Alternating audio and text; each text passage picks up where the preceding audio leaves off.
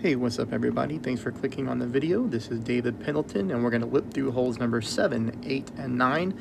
You can see this account here having a great front 9. Picked up the hole-in-one on... No, I didn't. Sorry. Here's what's going to happen in this video. We're going to have drops on every hole, I believe, regardless of what the scorecard says. I know I hit the albatross on hole 9 on another account. I did hit the hole-in-one on hole 8 on 2 accounts, and then I hit the eagle on hole 7 on multiple accounts. So this should give you -7 on the replays here. If you're new to the channel, welcome. I'm glad that you're here. Hit the subscribe button. Everybody smash that thumbs up button, and let's go to hole number 7. Pretty easy here. We're going to play this one 0% at max, 6 top, 2 right. Extra mile level 9 players don't go more than 6 top. Also take a note at 3.3 mile per hour wind. This is going to be in medium range when it comes to wind, so this will be a great replay to gauge how much overpower you need. So you'll see here 3.3 mile per hour wind. I put half of my ball down through half of the blue adjustment zone at the bottom. That's the amount of overpower that I'm using. If you get hit with wind, let's say over 4 miles an hour, you might be able to use a little bit less than this.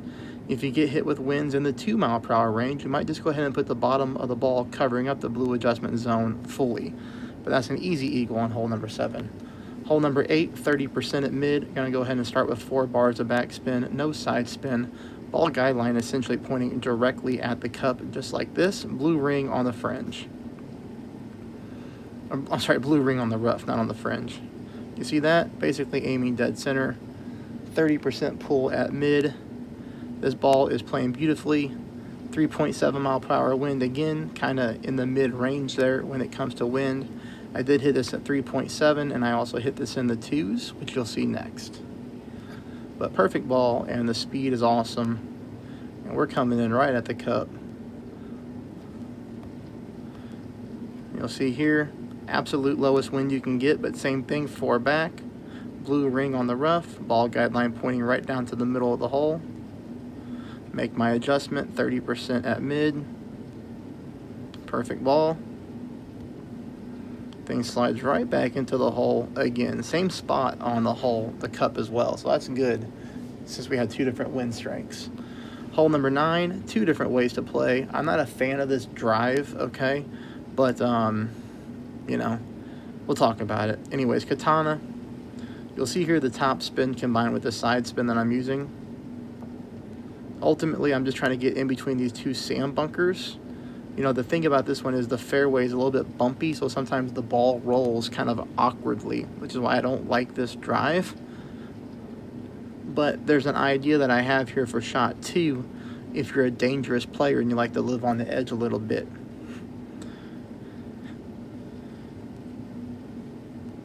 Yeah, I didn't think about this before I took this drive for shot number 2, so I have a backbone in my bag.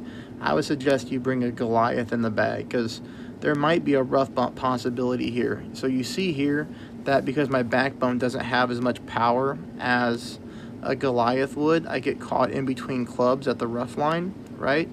So, I mean, that's a really, really good wind angle to try a rough bump for an albatross. But you're gonna need your Goliath to do it. So here, I just back up and I play off this little island, okay? 2 back, 3 right.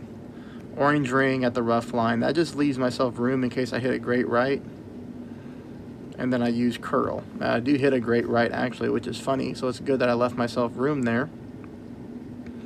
Almost sneak it in, but it comes in too hot. Okay, no problem. You just chip in there for your eagle. Here's a great way to get an albatross.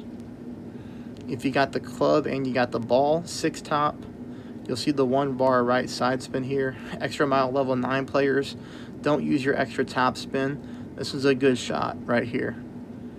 The nice part about this is you get into thorn range for the alba. So you can see where I'm setting up.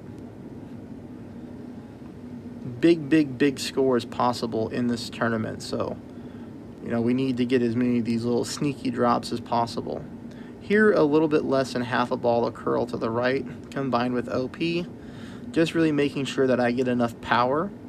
1, to hit here, and then 2, enough right curl to make sure that I don't go into that sand trap or that rough. A little bit more of a technical drive for rookie division, but you can see here we get ourselves into awesome thorn range. Thorn range here for me, I played it, oops, hold on, better have the replay. Okay, this is all one video here. So here is the deal. Now I played this one with my slider. I played at 25% slider at 0% elevation, okay? If you don't use a slider, you don't know how to count your slider with the thorn, that's okay.